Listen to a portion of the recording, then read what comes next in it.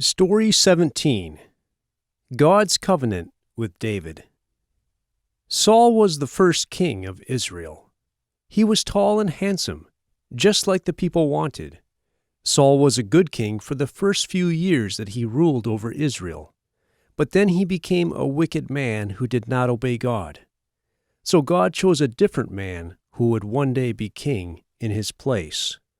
God chose a young Israelite named David, and began to prepare him to one day become king after Saul. David was a shepherd from the town of Bethlehem. At different times, David killed both a lion and a bear that attacked his father's sheep while David was watching them. David was a humble and righteous man. He trusted and obeyed God. When David was still a young man, he fought against a giant named Goliath. Goliath was a very good soldier. He was very strong and about 3 meters tall. But God helped David kill Goliath and save Israel. After that, David won many victories over Israel's enemies. David became a great soldier, and he led Israel's army in many battles. The people praised him very much. The people loved David so much that King Saul became jealous of him. Finally, Saul wanted to kill him.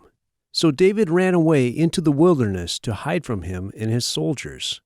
One day, when Saul and his soldiers were looking for him, Saul went into a cave. It was the same cave that David was hiding in, but Saul did not see him. David went up very close behind Saul and cut off a piece of his clothing. Later, after Saul left the cave, David shouted to him to look at the cloth he was holding. In this way, Saul knew that David refused to kill him to become king. Sometime later, Saul died in battle, and David became king of Israel. He was a good king, and the people loved him.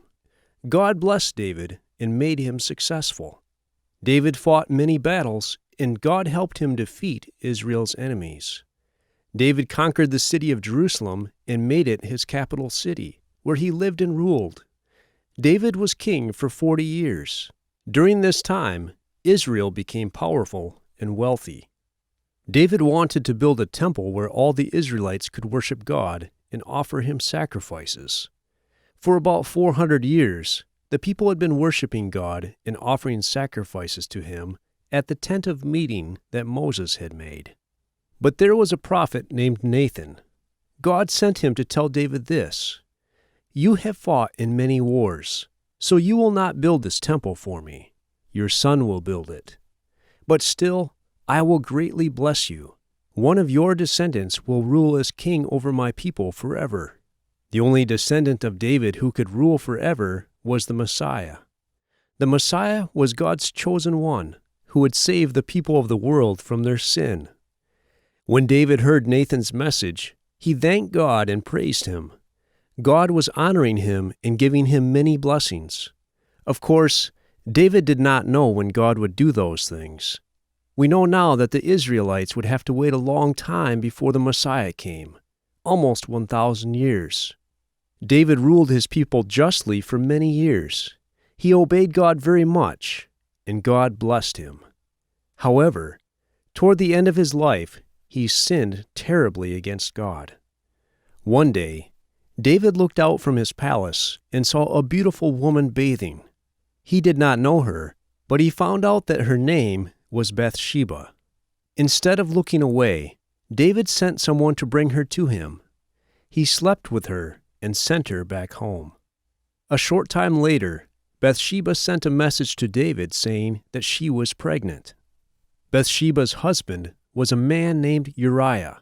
He was one of David's best soldiers. He was away fighting in a war at this time. David called Uriah back from the battle and told him to go be with his wife. But Uriah refused to go home while the rest of the soldiers were in battle. So David sent Uriah back to the battle and told the general to place him where the enemy was strongest so that he would be killed. This is what happened. Uriah died in battle. After Uriah died in the war, David married Bathsheba. Later, she gave birth to David's son. God was very angry about what David had done, so he sent the prophet Nathan to tell David how evil his sin was. David repented of his sin, and God forgave him. For the rest of his life, David followed and obeyed God, even in difficult times. But David's baby boy died. This is how God punished David. Also, until David died, some people in his own family fought against him, and David lost much power. But God was faithful and still did what he had promised David he would do for him, even though David had disobeyed him. Later, David and Bathsheba had another son, and they named him Solomon.